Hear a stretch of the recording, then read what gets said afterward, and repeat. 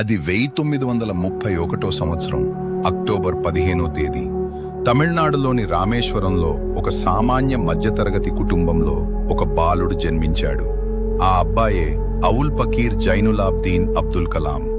కలాం గారి తండ్రి జైనులాబ్దీన్ గారు ఒక పడవ నడిపేవారు.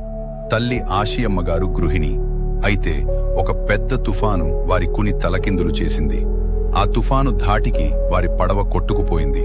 దాంతో వారి కుటుంబము ఆర్థికంగా ఎన్నో ఇబ్బందులు ఎదుర్కొంది. అప్పుడు కేవలం 8 ఏళ్ల వయసున్న కలాం తన కుటుంబానికి ఏదో ఒక రకంగా సహాయం చేయాలని అనుకున్నారు. అందుకే తెల్లవారుజామునే లేచి రైల్వే స్టేషన్కు వెళ్లి కదిలే రైలుల నుండి విసిరేసే వార్తాపత్రికల కట్టలను ఏరుకునేవారు.